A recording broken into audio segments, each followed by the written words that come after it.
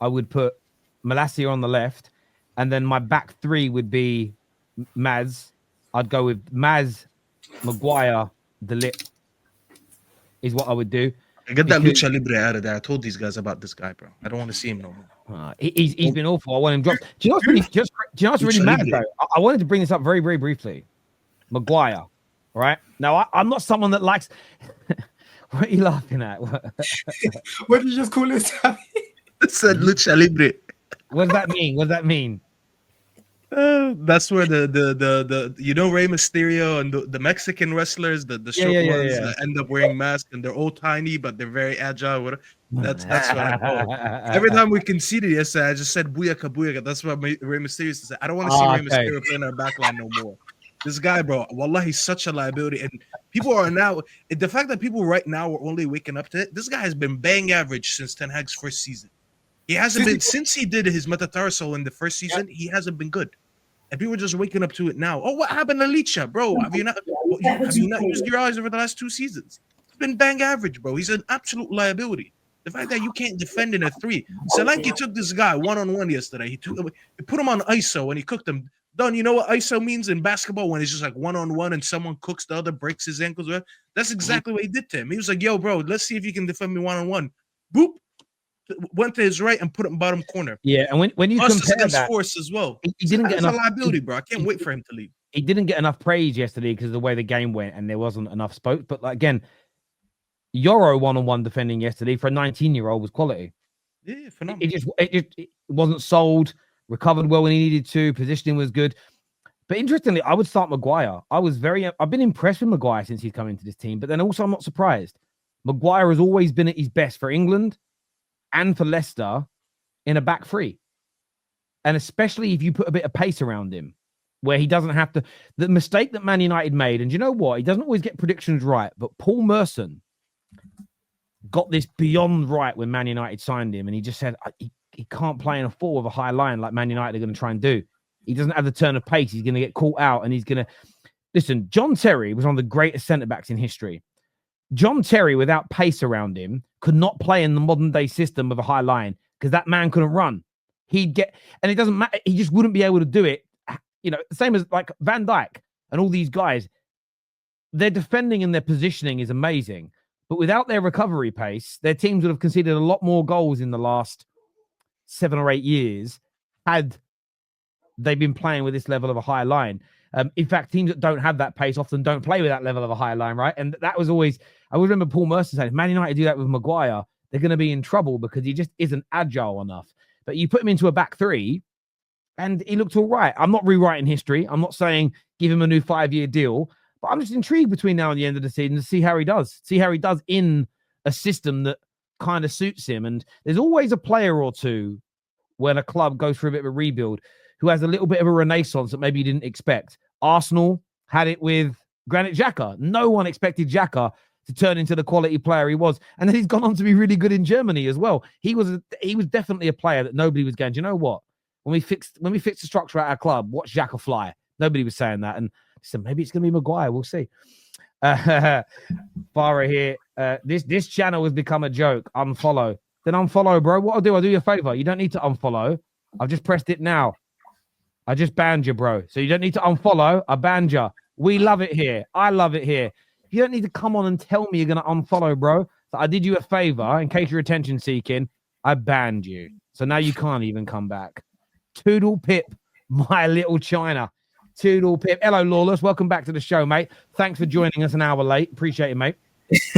Well, I did say I was going to be late. I'm traveling to months for Christmas. It's what it is, you know. It's one of them ones. But it's good to be here. He's on the phone with Sam asking him who he should pick for his Sunday team. Listen, that guy tried to ask me to pick Pedro last week. You think I'm taking advice from this? Pedro who? Neto or Pedro Porro? No, Pedro from Brighton, who had an awful game. Oh. And I came top. I believe he was telling me, no, don't pick Son. All of this. What did Son do? Goals and assists, mate. So yeah, I told you that he's a Jordanian camel jockey, bro. He doesn't know what he's talking about. And before anyone gets offended, I'm Arab. I can make that joke. He needs to be on this whole thing, this fancy thing. He needs to be doing it. He'd get exposed, bro. Did you guys forget that this guy was on his slut out? He doesn't know a lick of football. Please, bro. Yeah. Chelsea are done. That's what, Sam has begged me to not play that clip anymore. Actually, he's begged for it. Please don't play the clip. Yeah, play it, please. Please don't play the clip. Please don't play the clip. He really wants it banned. It's interesting that he wants it banned. I thought. Very interesting. I'll play it on my channel every day. How about that? There we go. But no, yeah. Listen, Maguire's got to start this weekend. Do I think Maguire? A few people can Terry, are you back in Maguire now? No, that's not really what. If that's how you've interpreted what I've just said, the manager is back in Maguire. Why can't he give an opinion? Can I say something on this? Because I've been a very big critic of Maguire over the years, and at some point I hated him more than anyone. But I'm not going to judge Harry Maguire in 2024 based on what Maguire did in 2021. Like, can we just be honest with ourselves sometimes? Can we have grown-up conversations when it comes to football and just admit when you get something wrong? It's fine sometimes when things change to have new opinions. Maguire, as bad as he's been for United, and he's never going to live up to that 80 million, he's been good over the last year.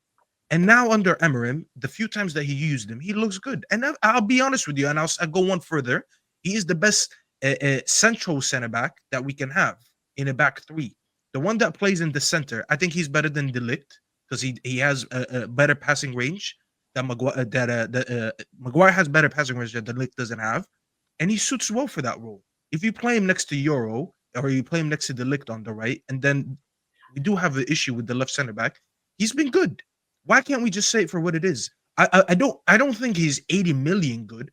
I don't think he's ever going to live up to that. Obviously, that at the end of the day, when you look at that signing, it's always going to be looked at as a failure, because he didn't really perform well when he was our captain and all that stuff. But for what he's been over the last year, and the fact that we might renew him on lesser wages to become a role player, it's not bad business. Like, why can't we just be honest about it? He's been good for well over a year now. And that's true. He has been. And if he gets even better in a back three, and this is why can you please put that comment for Z? It's the second to last one.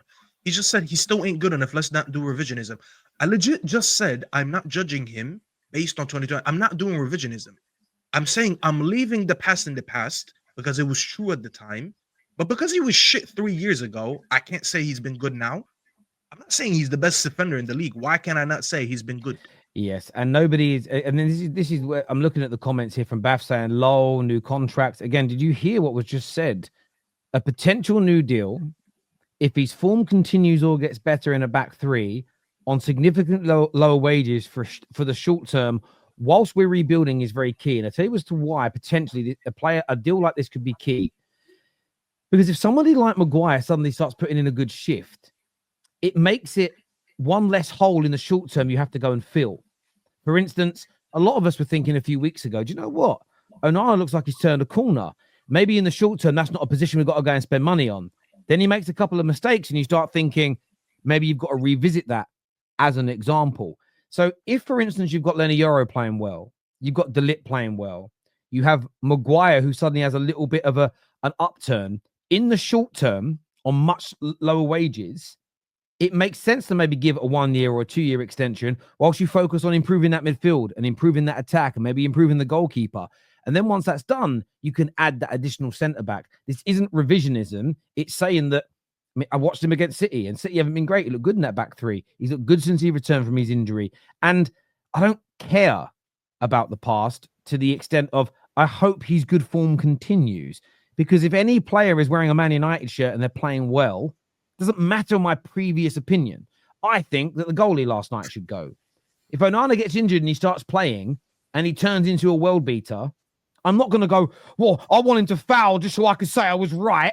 No, I would want him to do well because it's good for my football club. So, yeah, look. And by the way, if Maguire over the next few weeks looks awful and it doesn't work, then absolutely move him on. But why would I not want and hope for less problems in the short term for my team? Answer me that question. And if you could give me a good enough answer to that, then I'll agree that you're right.